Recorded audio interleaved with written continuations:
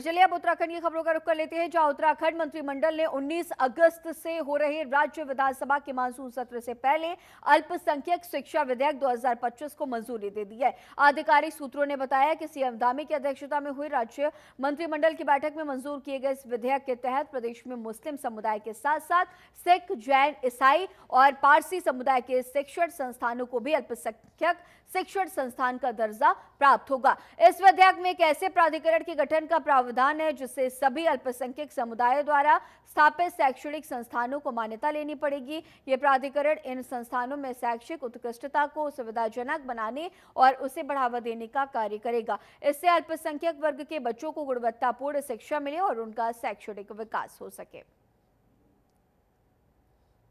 तो अल्पसंख्यक शिक्षा विधेयक को मंजूरी दे दी गई है, लोगों का सर्वांगीण विकास हो सके। धामी सरकार ये विधेयक इसीलिए 2025 लेकर के आ रही है। 1 जुलाई 2026 से मदरसा बोर्ड पूरी तरह से खत्म हो जाएगा।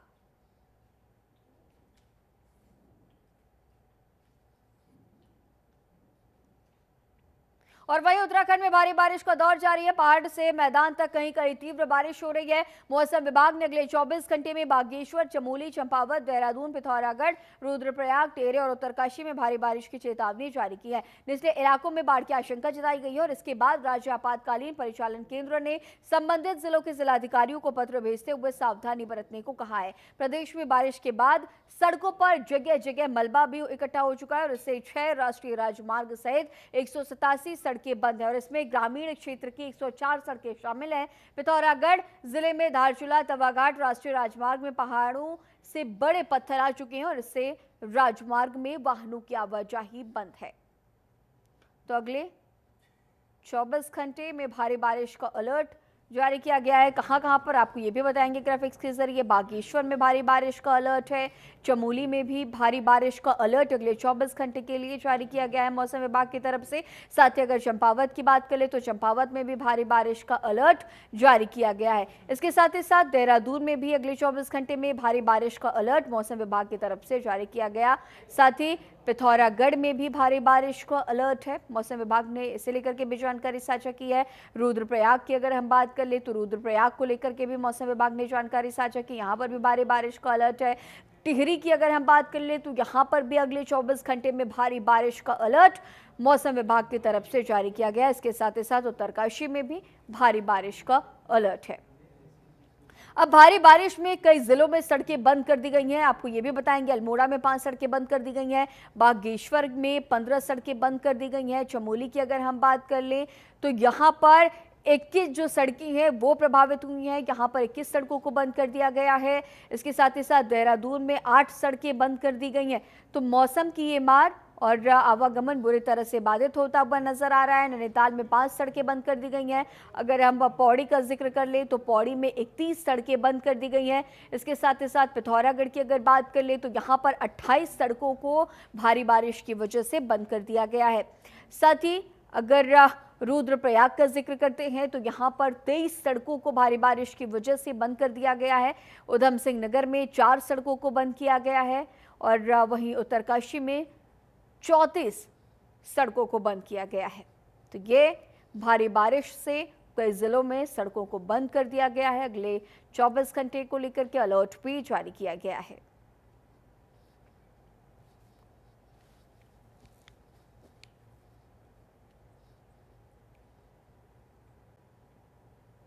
पहाड़ों में लगातार हो रही बारिश के कारण गंगा का जलस्तर बढ़ रहा है। हरिद्वार में गंगा चेतावनी लेवल से ऊपर बह रही है। हरिद्वार शहर से लेकर ग्रामीण क्षेत्रों तक बारिश का सितम लगातार जारी है। गंगा का जलस्तर 293 मीटर पार कर चुका है। प्रशासन ने सभी ग्राम पंचायत, बीडीओ, ग्राम प्रधान स्तर तक सभी को अलर्ट रहने के निर्देश दिए। जिला प्रशासन ने आपातकालीन स्थिति के लिए नंबर भी जारी किया है। तो प्रशासन देखिए पूरी तरह से आप सभी से सतर्क रहने की अपील करता हुआ नजर आ रहा है। हरिद्वार में गंगा चेतावनी लेवल से ऊपर बह रही है। ऐसे में जो आसपास के क्षेत्र हैं उन्हें अलर्ट पर रखा गया है। प्रशासनिक अमला पूरी तरह से मुस्तैदी से यहाँ पर मौजूद है। एसडीआरएफ एनडीआरएफ की टीम पूरी मुस्तैदी से तैनात है। बारिश के चलते जो नदी का जलस्तर है वो काफी हद तक तेजी से बढ़ता हुआ देखा जा रहा है।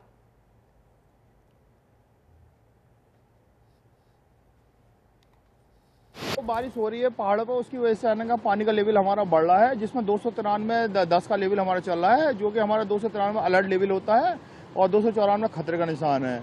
और जो हमारी बाढ़ चौकियाँ बनी हुई हैं सभी प्रत्येक घंटे के हिसाब से उसकी निगरानी रखी जाती है, और जो भी अगर जल स्तर बढ़ता है उसकी प्रॉपरली है ना कि मैं प्रशासन वालों को और उच्च अधिकारियों वगैरह को सूचना दी जाती है प्रॉपर। तो गंगा से लगे हुए नीचे गए हैं, जैसे जल स्तर बढ़ता है तो वहाँ पे है ना संभावित है पानी की मात्रा बढ़ती है, तो उसके लिए है ना प्रशासन वाले है ना कि हम वहाँ पे मुनादी वगैरह और है ना कि हम वहाँ पे जो अलर्ट घोषित करते हैं, जिसकी वजह से है ना कि हमें सुरक्षा हो सके।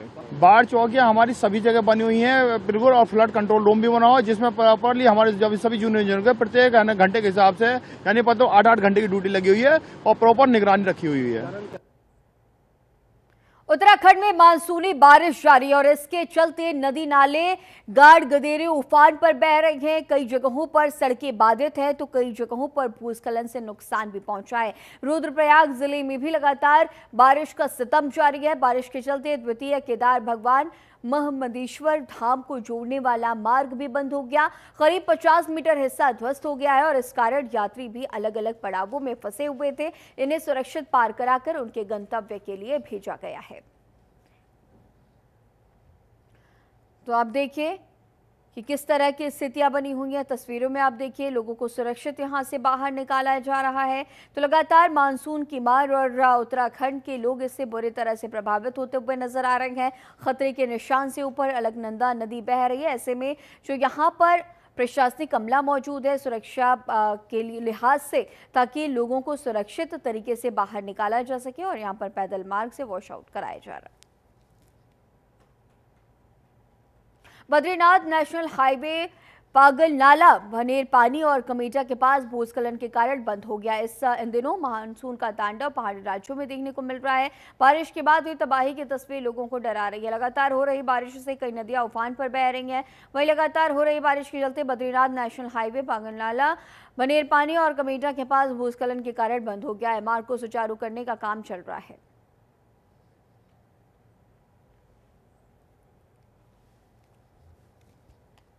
तो बद्रीनाथ नेशनल हाईवे बंद कर दिया गया है। मौसम की मार, मानसून की वजह से कमेडा भनेर पानी पागल नाला के पास का राजमार्ग बंद कर दिया गया है।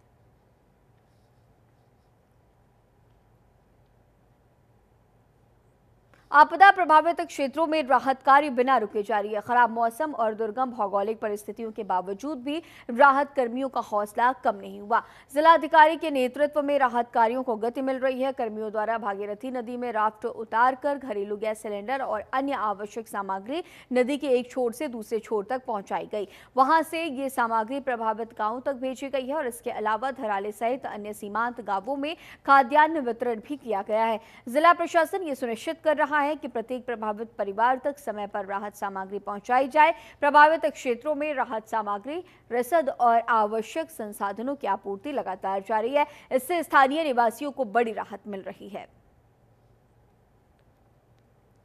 तो खराब मौसम में लोगों को राहत सामग्री पहुंचाई जा रही है। उत्तराखंड में इन दिनों मानसून की वजह से कई जगहों पर आसपास के क्षेत्रों में पानी जो है वो भर चुका है। नदियों का जलस्तर वो तेजी से बढ़ता हुआ नजर आ रहा है। ऐसे में राफ्ट के जरिए लोगों को राहत सामग्री पहुंचाई जा रही है ताकि जो लोग हैं उनके खाने पीने का इंतजाम हो सके।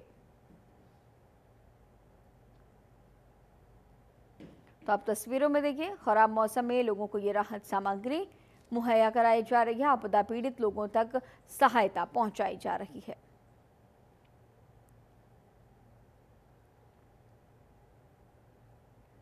समय समय पर जरूरी सामग्री प्रशासन पहुंचा रहा है। विधानसभा अध्यक्ष रितु खंडूरी भूषण बनारनी सैंड पहुंची हैं। रितु खंडूरी भूषण ने विधानसभा परिसर और सभा मंडप का निरीक्षण भी किया। इस दौरान विधानसभा अध्यक्ष रितु खंडूरी ने सत्र की तैयारियों का जायजा लेते हुए व्यवस्थाओं को और सुचारू और व्यवस्थित बनाने के लिए आवश्यक दिशा निर्देश भी दिए हैं। तो रितु खंडूरी पहुंची हुई हैं और इस दौरान वो आवश्यक जरूरी दिशा निर्देश देती हुई नजर आई। विधान भवन परिसर और सभा मंडप का उन्होंने निरीक्षण भी किया है। तस्वीरें भी आप देखिए जहां पर सत्र की तैयारियां किस तरह से चल रही हैं, इसे लेकर के भी रितु खंडूरी ने जायजा लिया है।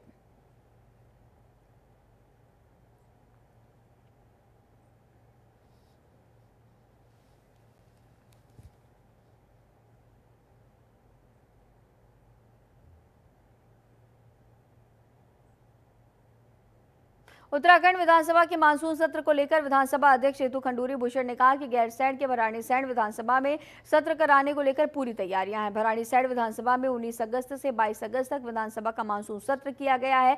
विधानसभा अध्यक्ष ने यह भी कहा कि भराड़ीसैंण विधानसभा को भी डिजिटल कर दिया गया है। इनोवा पोर्टल के माध्यम से सत्र की सभी कार्यवाही ऑनलाइन होगी। उन्होंने ये भी कहा है कि वहां पर साउंड सिस्टम इत्यादि को भी ठीक कर लिया गया है। आप देखिए कि किस तरह से तैयारियां की गई हैं, साउंड सिस्टम को ठीक कर लिया गया है और इसके साथ ही साथ ये भी कहा गया है कि इनोवा पोर्टल के माध्यम से सत्र की सभी कार्यवाही ऑनलाइन हो सकेगी। 19 से 22 अगस्त तक मानसून सत्र चलेगा और इसे लेकर के पूरी तैयारियां हो चुकी हैं। हम पूरी तरह से तैयार हैं। 19 से 22 भराड़ीसैंण गैरसैंण में सत्र होने जा रहा है। वहां पर भी अब हम नेवा के माध्यम से ही कार्य करेंगे। इसका मतलब हम डिजिटाइज वहां भी होगा। साउंड का भी वहां थोड़ा सा इश्यू होता था, उसको भी हमने ठीक करने का प्रयास IIT रुड़की के साथ मिलकर किया है।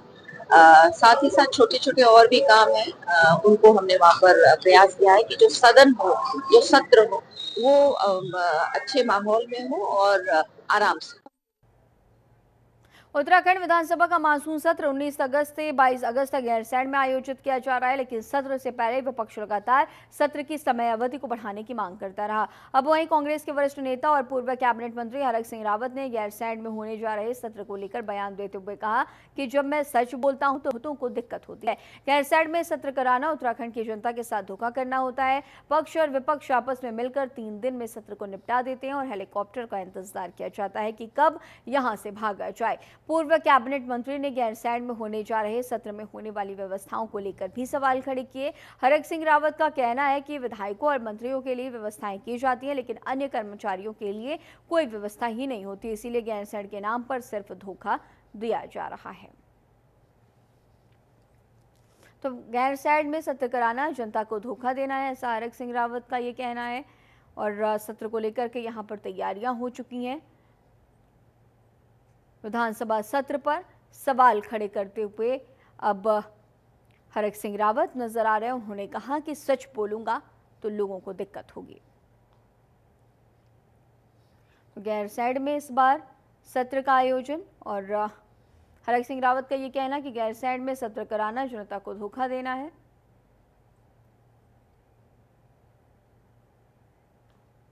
एक चीज में मतलब कई बार जब मैं सच बोलता हूँ तो लोगों को तकलीफ होती है, ये मजाक होता है।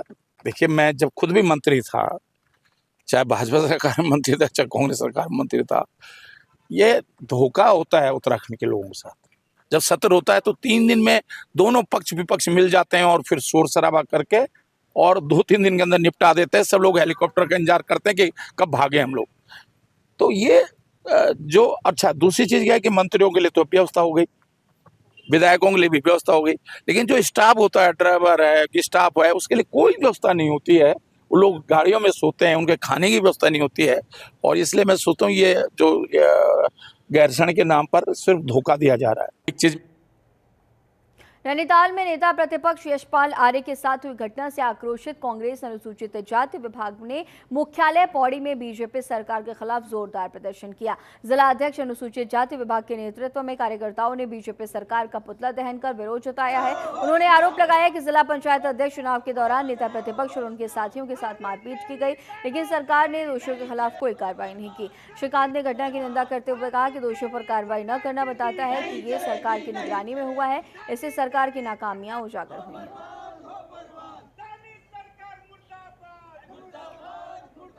तो ये तस्वीरों में देखिए, बीजेपी सरकार के खिलाफ ये बड़ा विरोध प्रदर्शन किया जा रहा है और पौड़ी में ये बड़ा प्रदर्शन, पुतला दहन कर ये विरोध किया गया, ये प्रदर्शन किया गया। यहाँ पर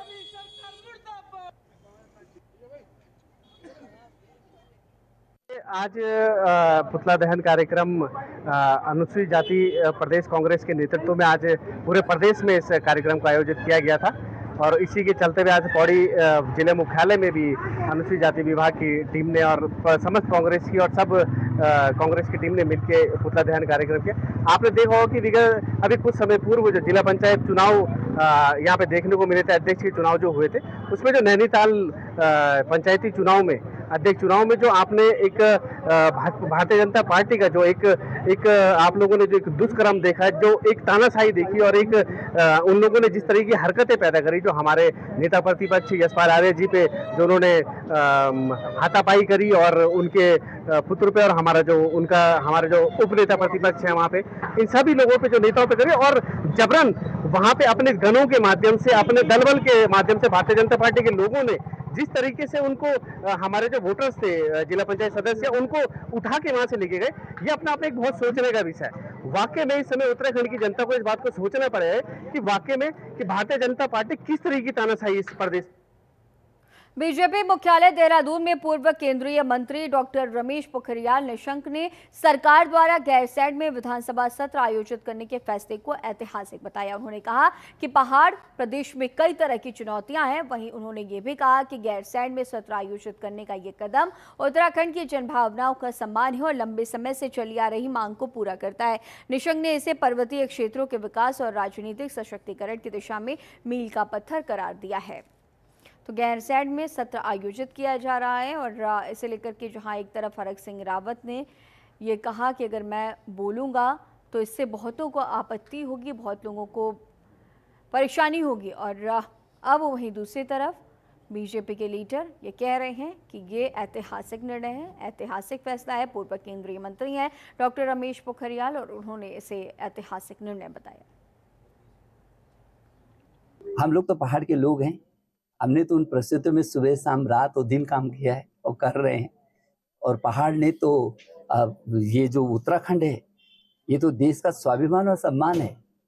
ये देश को अटल जी तब बोलते थे कि इस उत्तराखंड ने देश को जवानी भी दी है, पानी भी दी है, प्राणवायु भी दिया है। और औसतन एक परिवार से एक व्यक्ति को सेना में भर्ती होकर देश की सीमाओं की भी रक्षा की है। तो होता है जो ये पहाड़ हिमालय क्षेत्र है, उसमें कई प्रकार की कठिनाइयां होती हैं, लेकिन गैरसैंण में सत्र होगा, अच्छा चलेगा। वो सड़क इतनी खराब नहीं है, या आपत्तियां आती रहती हैं, जैसे सड़क यदा कदा ऊपर से आ जाते हैं, गिर जाता है, लेकिन उसके कारण कोई काम बंद नहीं होते। कांग्रेस मुख्यालय देहरादून में पूर्व मुख्यमंत्री और कांग्रेस के वरिष्ठ नेता हरीश रावत ने प्रेस कॉन्फ्रेंस कर बीजेपी पर पंचायत चुनाव में गड़बड़ी होने के गंभीर आरोप लगाए। उन्होंने कहा कि लोकतंत्र अपनी संस्थाओं से चलता है, लेकिन बीजेपी इन संस्थाओं पर कब्जा कर रही है। उन्होंने ये भी कहा कि चुनाव की शुरुआत से ही सरकार की नीयत संदिग्ध रही। पहले चुनाव निलंबित किए गए, बाद में आरक्षण प्रक्रिया को जानबूझकर बिगाड़ा गया और 4 जिलों में आरक्षण के चक्र से छेड़छाड़ कर राजनीतिक लाभ उठाने की कोशिश भी की गई।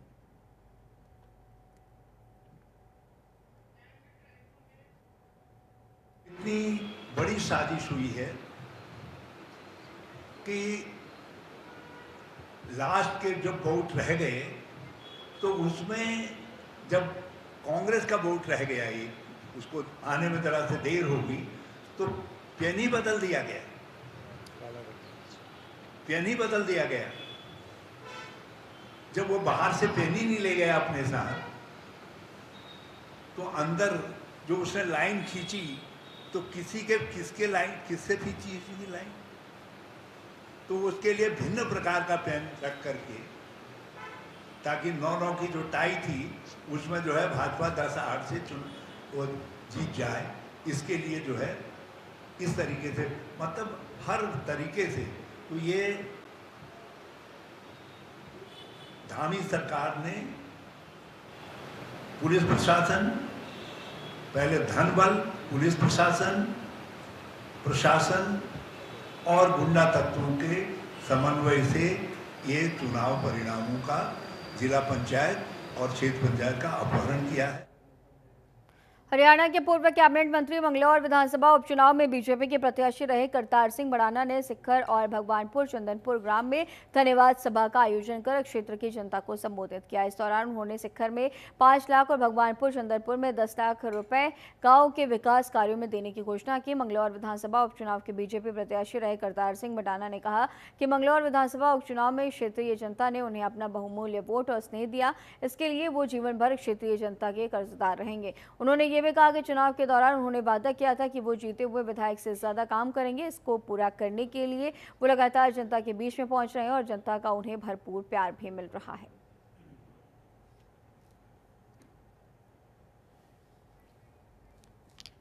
देखिए ऐसा है, मेरी सरकार है, मेरी सरकार रहेगी और मैं अब भी तुम्हारा हूँ, जनता के बीच में हूँ और जब तक जीता हूँ, क्योंकि मरना जीना अपने हाथ में नहीं है। जब तक मैं यहाँ पे हूँ, जिस धरती पे हूँ, जब तक मैं इनका हूँ, इनके लिए काम करता रहूँगा और हमेशा इनके बीच में आता रहूँगा। जो वादा किया वही पूरा करने के लिए मैं घूम रहा हूँ। मेरी तरफ से तो तैयारी है, क्योंकि मैंने रहना यहीं है और मैंने कहीं जाना नहीं है। बाकी पार्टी की मर्जी है, हो सकता है वो बिगर विधायक के ही मुझसे कोई काम कराना चाहे तो वो अलग बात है। मैं अगर यहाँ से मेरी जिम्मेवारी लगी तो लंढौरा से सीधा मंगलौर जाएगा रास्ता। रुड़की के गंगनहर कोतवाली क्षेत्र में उस वक्त हड़कंप मच गया जब पुलिस चेकिंग के दौरान बदमाश से आमना सामना हो गया। सालियर से पनियाला मार्ग पर चेकिंग के दौरान पुलिस ने संदिग्ध बुलेट सवार को रोकने का प्रयास किया तो उसने पुलिस टीम पर फायरिंग कर दी। जवाबी कार्रवाई में पुलिस ने पीछा करते हुए सालियर बाईपास पर उसे घेर लिया। मुठभेड़ के दौरान पुलिस की गोली बदमाश के पैर में लगी। इसके बाद उसे तुरंत सिविल अस्पताल रुड़की भेज दिया गया है।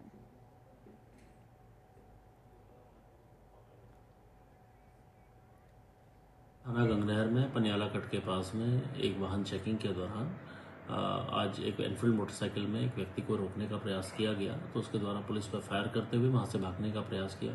पुलिस के द्वारा तत्काल जवाबी फायरिंग में इसके पैर में गोली लगी, जिसे तत्काल संयुक्त चिकित्सालय रुड़की में लाया गया है। और इसके अब जो प्रारंभिक जांच इससे अभी तक हमें पता चला है, ये व्यक्ति, इसका नाम ओबेस पुत्र फुरकान है और यह थाना गंगनहर का हिस्ट्री शीटर भी रहा है। करीब 14 से ऊपर अभियोग इसके भिन्न भिन्न धाराओं में दर्ज हैं।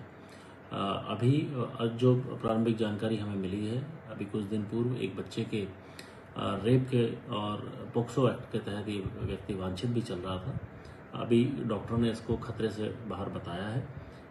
इसका इलाज के दौरान उसके उपरांत इसको न्यायिक परीक्षा में भेजा जाए। हरिद्वार नगर कोतवाली क्षेत्र के देवपुरा चौराहे पर उस वक्त अफरा तफरी मच गई जब अचानक एक कार में आग लग गई। मौके पर धुआं और लपटें उठते ही लोगों ने तुरंत फायर स्टेशन को सूचना दी। सूचना मिलते ही फायर ब्रिगेड की टीम ने तत्परता दिखाते हुए मौके पर पहुंचकर आग पर काबू पा लिया है और बड़ी घटना होने से बचा लिया। समय रहते की गई कार्रवाई से किसी तरह की जनहानि नहीं हुई है।